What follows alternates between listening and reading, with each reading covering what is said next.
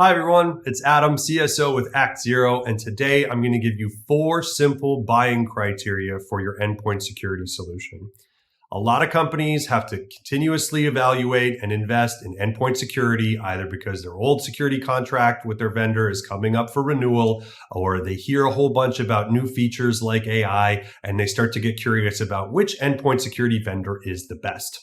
Sometimes you have to rely on your, security guy to tell you exactly which one is the best. And sometimes you're getting a good price from your existing vendor to renew. But it's really helpful to have 4 objective buying criteria to be able to evaluate at any point in time which cybersecurity endpoint security product is the best.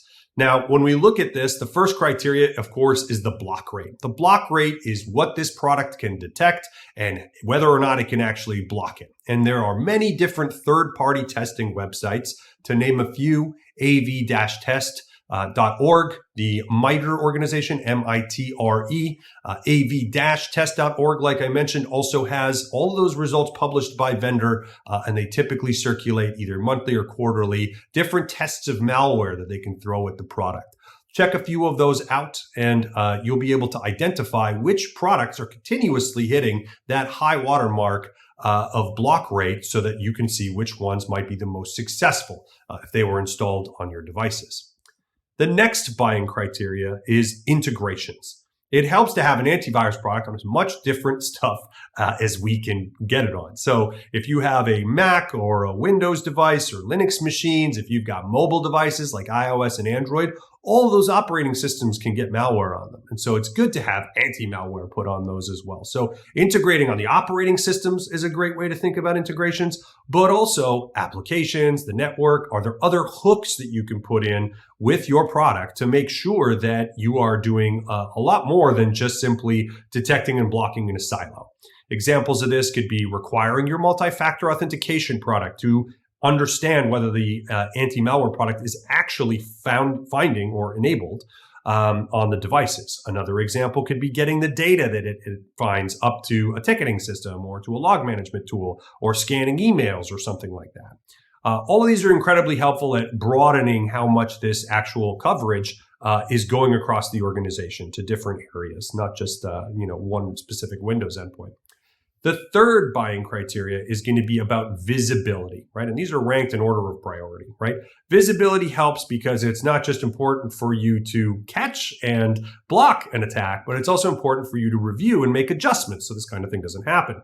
If you can't trace whether this attachment was an email or USB or coming from a browser, there might not be enough visibility in the product, what they call, sort of EDR telemetry or the logs, that inform a user, an analyst, about what's actually going on so that they can, tweak the email configuration, maybe set up some new spam rules, set up anti-USB policies from Windows, and other things like that that will prevent these types of activities from happening again and again.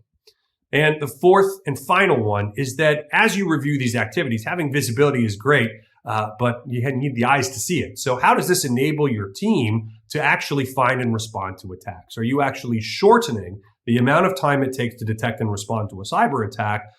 Or are you simply, deploying a product in the hopes that it's going to function and there's going to be no human involvement whatsoever? There is no endpoint security product on the market today, unfortunately, that doesn't require at least some review in order to take, additional actions or go upstream and do something else. So having your team enabled is a simple way to add to your buying criteria and say, how long does it take me to find and stop an attack with this? If you don't have a team that's running 24/7 and can respond in 15 minutes, you might have a gap that's a little bit too big and require that your EDR is managed by an MDR like Act Zero.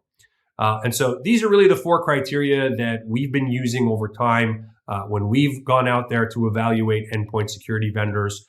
Currently for 2024, as we open the first quarter, one of the things we found was that these criteria are best met by either our CrowdStrike endpoint offering, which is our default within the service, or the Windows Defender that is now included in a lot of E3 and E5 licensing from Microsoft. Love to hear your thoughts. Reach out to us at actzero.ai and let us know who your endpoint security vendor is and how they stack up on these criteria. Thanks very much.